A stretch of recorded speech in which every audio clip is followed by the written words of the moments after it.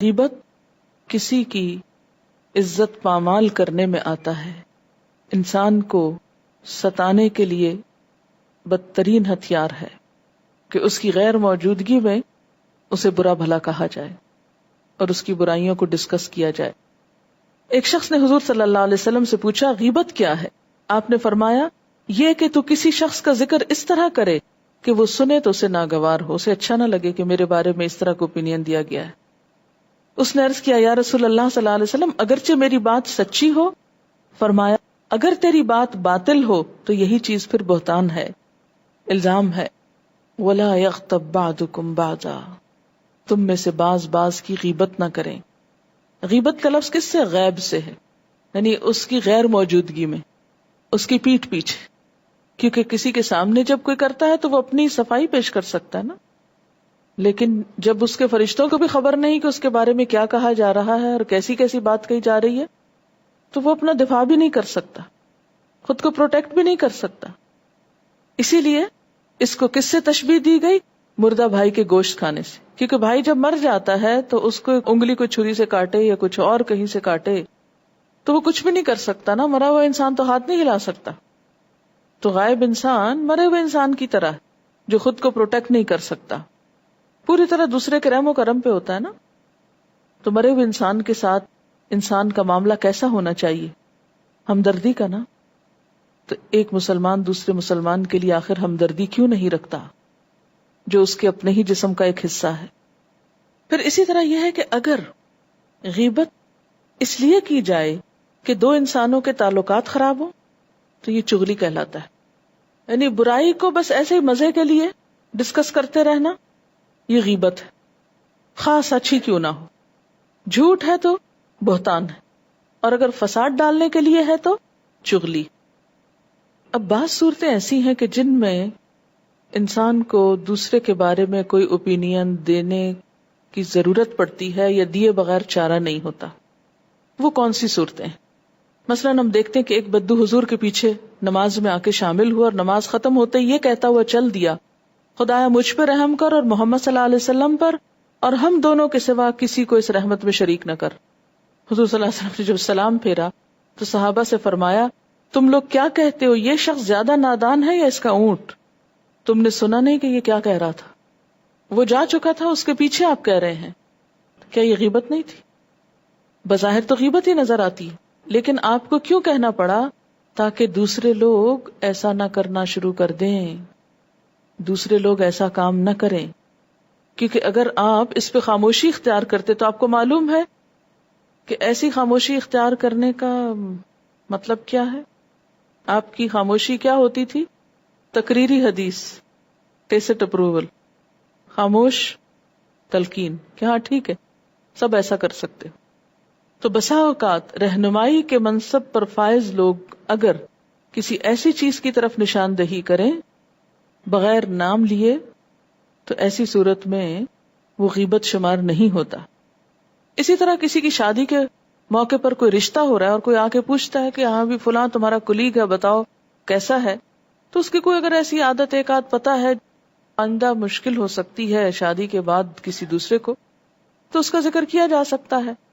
لیکن یہ نہیں کہ سب کو دکھاتا پھر، مومن تو مومن کا آئینہ ہے، سب سے پہلے تو کسی کی خرابی خود اس کو دکھانی چاہیے، اور اگر اس کو نہیں بھی دکھائی تو اگر کسی کو رشتہ کرنا ہے اس سے یا کوئی بزنس کرنا ہے تو اس کو بس اتنی بات جتنی علم ہو بڑھائے چڑھائے بغیر صرف اتنا ذکر کر دیا جائے، اور اس میں بھی تمسخر کا انداز نہ ہو، حقارت کا انداز نہ ہو، کسی کو لیٹ ڈاؤن کرنا نہ ہو، بس خاموشی سے کہہ دیا جائے کہ میرے علم میں یہ بات ہے۔ جیسے حضور صلی اللہ علیہ وسلم کے پاس ایک خاتون آئی فاطمہ بنت قیس، ان کو 2 لوگوں نے نکاح کا پیغام بھیجا تھا، انہوں نے آپ سے مشورہ کیا کہ میں کیا کروں، یہ آپ کے صحابہ ہیں، تو آپ نے فرمایا کہ ان میں سے ایک تو مفلس ہے اور دوسرے بیویوں کو مارتے ہیں۔ اب یہ دونوں چیزیں ویسے تو غیبت میں شمار ہوتی، لیکن آپ کو بتانی پڑی تاکہ یہ خاتون پہلے سے اپنے مائنڈ کو پریپیئر کر لے کہ اگر مارنے والے کے ساتھ زندگی گزار سکتی ہے تو ٹھیک ہے قبول کر لے، اور اگر ایک شخص مفلس ہے غریب ہے اور یہ اس پہ قناعت کر لے گی تو ٹھیک ہے کر لے۔ اسی طرح ایک شخص آپ صلی اللہ علیہ وسلم کے پاس ملنے کے لیے آیا، آپ حضرت عائشہ کے ہاں تشریف فرما تھے، اس نے آ کے اجازت لی تو آپ نے فرمایا یہ قبیلے کا بدترین آدمی۔ پھر آپ باہر تشریف لے گئے، اس سے بڑی نرمی سے بات کی، گھر واپس آئے تو حضرت عائشہ نے عرض کیا کہ آپ تو اس سے بڑی اچھی طرح بات کر رہے تھے، حالانکہ آپ نے کہا تھا کہ وہ بدترین آدمی ہے۔ آپ صلی اللہ علیہ وسلم نے فرمایا، خدا کے نزدیک قیامت کے روز بدترین مقام اس شخص کا ہوگا جس کی بد زبانی سے ڈر کے لوگ اس سے ملنا جلنا چھوڑ دیں۔ تو مراد آپ کی کیا تھی کہ میں اس سے بد زبانی اور بد اخلاقی نہیں کر سکتا، خواہ وہ بدترین شخص ہے۔ اس سے ہم سب کو کیا سبق ملتا ہے کہ خواہ کوئی کیسا ہی برا انسان ہو، یہ کہیں بھی جائز نہیں کہ ہم اس کے ساتھ بدتمیزی شروع کر دیں اور یہ جواز دیں کہ وہ برا ہے اس لیے ہم کو بدتمیزی کرنی ہے، ہرگز نہیں۔ اور حضرت عائشہ کو کیوں بتایا تھا آپ نے یہ برا شخص ہے؟ کہ کہیں ایسا نہ ہو کہ آپ کی غیر موجودگی میں آ جائے اور وہ سمجھے کہ حضور تو اس سے بہت اچھی طرح بات کر رہے تھے اور وہ اس کی کسی برائی کا شکار نہ ہو۔ لیکن اس سے زیادہ آپ نے کچھ نہیں کہا کہ پھر وہ قصے سنانے لگ جائے، اچھا وہ اس نے ایک دفعہ ایسا کیا تھا، پھر دوسری دفعہ ایسا اور تیسری دفعہ ایسا، بس اتنا ہی کہہ دینا کافی کہ محتاط۔ اسی طرح ایک موقع پر حضرت ابو سفیان کی بیوی ہند نے آ کے حضور سے عرض کیا، ابو سفیان ایک بخیل آدمی، مجھے اور میرے بچوں کو اتنا نہیں دیتے جو ضروریات پوری کرے۔ اب یہ ہے کہ بیوی کی شکایت شوہر کے بارے میں کسی ایسے انسان سے جو اس کی مدد کر سکے، یہ بھی اس میں شمار نہیں ہوتی، لیکن ہر مجلس میں بیٹھ کے شوہر کو برا کہنا شروع کر دینا اور ہر ایک کے سامنے اس کے قصے کھولنا، ہن لباس لکم وانتم لباس لہم، اپنا ہی لباس پھاڑنا ہے۔ تو اس سے کیا پتہ چلتا ہے؟ اگر مظلوم کسی ظالم کی شکایت کرتا کسی عدالت میں جا کے تو غیبت نہیں شمار ہو۔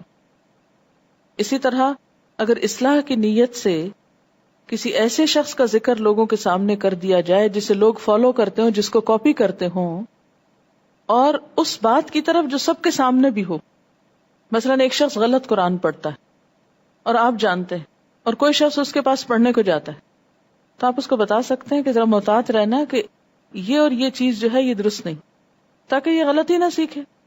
لیکن مزید کہانیاں من گھڑت سچی جھوٹی کچھ اور پھیلانا شروع کر دیں، یہ درست نہیں۔ پھر اسی طرح یہ ہے کہ فتویٰ لینے کے لیے کسی واقعے کا ذکر کرنا، اس میں مثلا اگر ایک باپ اپنے بچوں کو ماں کی وراثت سے محروم رکھے ہوئے ساری جائیداد پہ خود قبضہ کر لیا اور کوئی بچہ اپنی شکایت باپ کی لے کے جاتا ہے تو غیبت، لیکن اس کو فتویٰ لینا ہے، اسے بتانا پڑے گا کہ میرا باپ ایسے کر رہا ہے، اس ریلیونٹ ایشو تک ہی بات کرنا ہوگی۔